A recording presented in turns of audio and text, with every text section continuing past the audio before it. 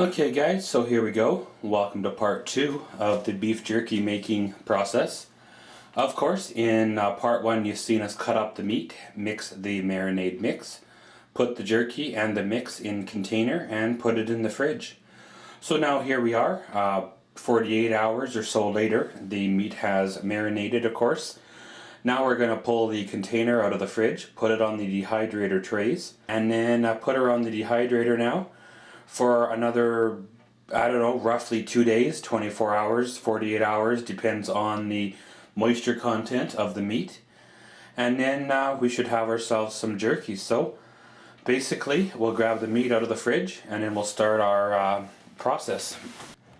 So guys, basically there you go. As you see there on the left hand side of your screen, you see the tub of meat, and you also see the jerky tray itself. Now of course I'm doing this over the kitchen sink because of course the meat is saturated with the marinade mix. It's going to be wet, so therefore the excess will drip off and end up in the sink instead of on the dehydrator or other areas. One of the first years I did this, I filled the trays sitting on the dehydrator, and basically all the drippings ended up down inside the dehydrator and it made a mess.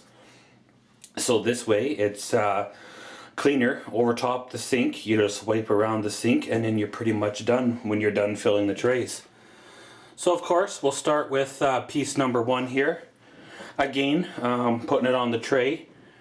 Again, of course, what you want to do is lay them out in such a way that you're saving space, because you have a lot of meat going on, and of course you're in limited supply for room wise.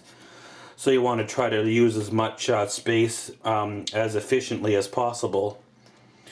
You don't really want to overpack the meat on the tray at the same time, but you don't want to leave too much air gaps or anything like that as well, because empty space equals more room that you've wasted.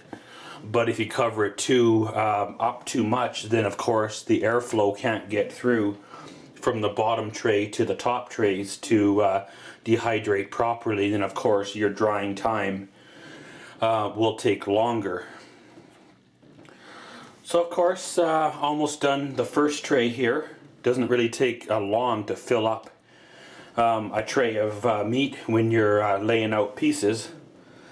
It's not really rocket science doing this, but at the same time, there is a bit of a method to the madness. It's kind of like playing the game of Tetris, if you remember playing that when you were a kid on them fancy video game systems. You kind of put in pieces where pieces will fit, filling up gaps, and kind of going from there. That's why I like when I cut the meat, keeping the little scrappies, because the little cutoffs quite often, fill up the little gaps. So we have tray 1 done. We'll give the tray a shake here. Basically, that's just shaking off any of the excess marinade that's going to drip anyway. And then we'll put tray 1 over on the dehydrator. Pretty much, again, just like that. Drop it in place, away you go. So what I'll do, guys, is I'll throw you in 5 times mode, put on some Arcane Fire and Ice music, fill up the remaining trays, and then we'll go from there.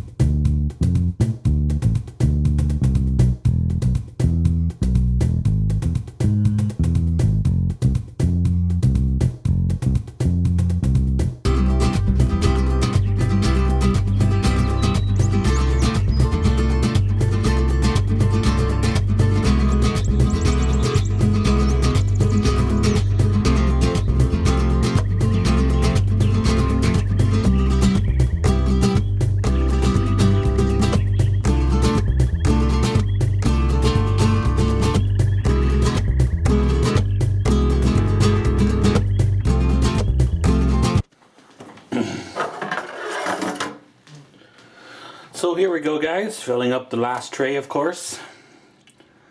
So far it's looking like we're gonna have 4 full trays. This one here might not be quite as full as the other ones, but it'll be still a full batch, if you will. Someday I like to invest in a larger dehydrator just for doing jerky. Then of course you can make larger batches, right? And larger batches, well, means more jerky, right?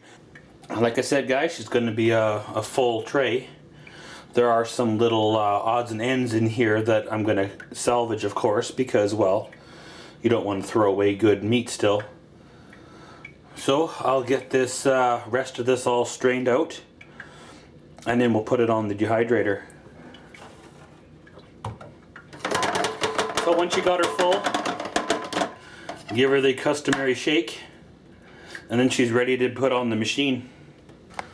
So basically, put her on top, making sure she all lines up, because there's little hollow parts in here that allow the air to travel. And then pretty much we'll put the lid on her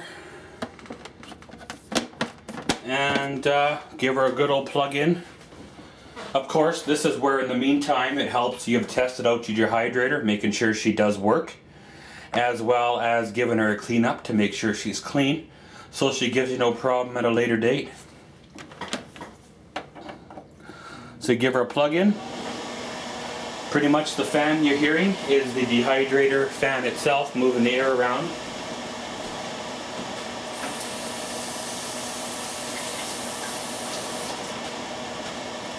There's a little heat coil, of course, in the bottom of the machine that will heat up, of course, and that's what kind of makes the heat to evaporate the water.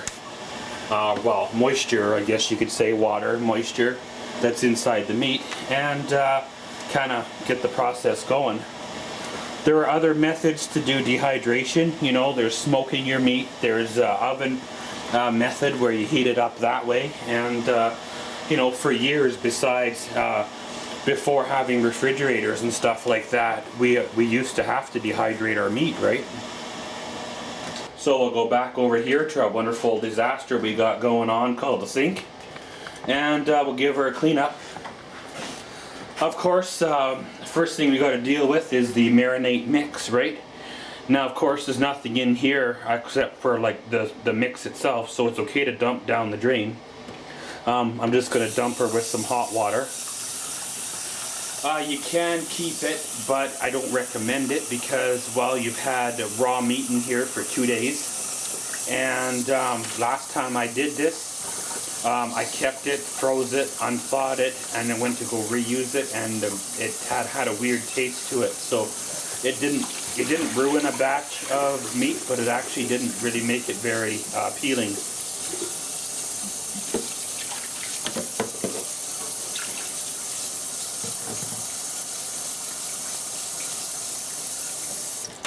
So basically, guys, we'll give our kitchen a clean up here, and then we'll check in during the dehydration process.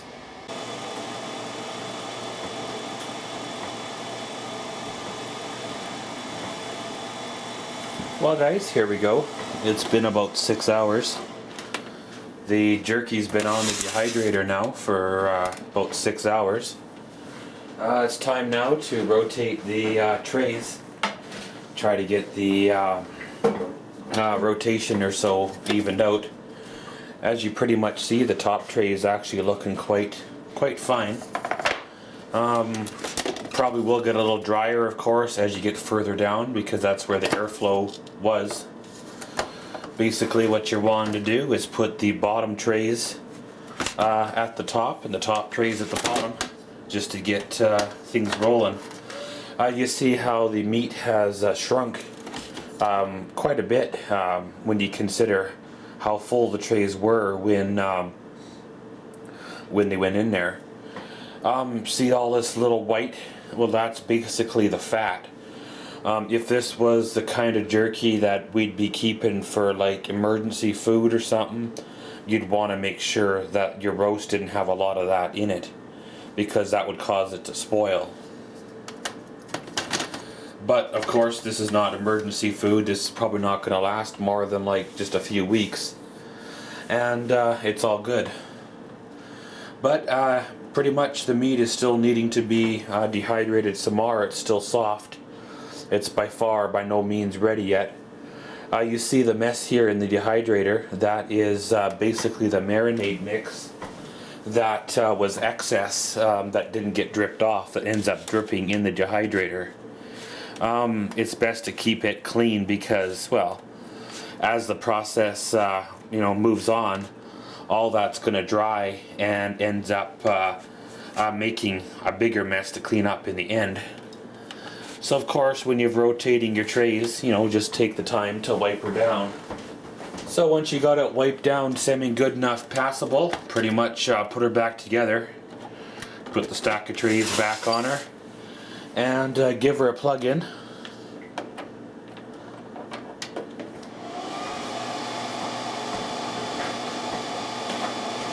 Put the top back on her, and we'll see you in another 6 hours.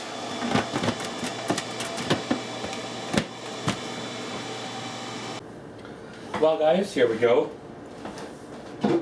I went and checked the jerky at the 6 hour mark, and it was coming along quite nicely. Then of course, waited a little bit, then of course checked it at the 12 hour mark, which roughly 12 hours, might have been a little bit longer because it was this morning before I left for work. And then I checked it here about 6 hours later, and she's pretty much done. She's got some moisture left in it, but she's not like totally brittle, falling apart or nothing. In theory, the drier you get it, the better it'll be, the longer it'll keep and stuff like that, right?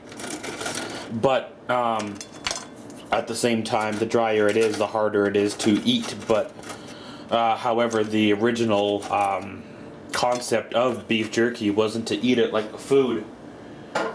You're kind of meant to stick it in your cheek and kind of like savor it, if you will. Let the jerky dissolve in your cheek, Of course, now it's time to take the meat out of the dehydrator.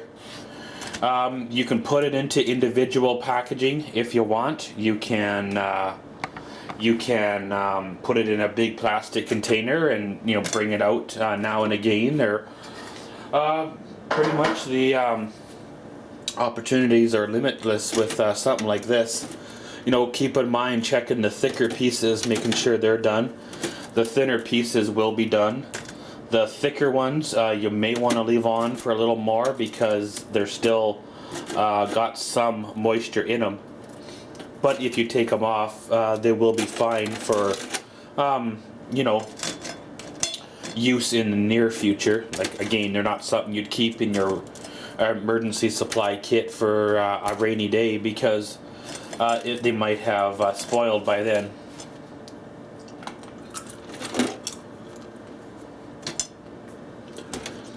But I didn't do a weight on the meat before putting it in here. But you seen it was two pretty good sized roasts. Probably a good, whatever it would be, 3-4 pounds of meat there that I got out of it. And I probably got a good, 3 or so pounds of jerky out of that as well. But there she is on the plate here, pretty much ready to be divvied up into individual servings or whatever's from there. But guys, that's pretty much been how I made beef jerky. There, like I said there in the beginning, there are various ways of doing it, various recipes and methods and things like that. You best to find yourself out the way you'd like to do it and pretty much stick with it. But that's pretty much her for this video, guys. And yeah, there she goes. As always, thanks for watching Maxwell's World. Comment, subscribe, and enjoy.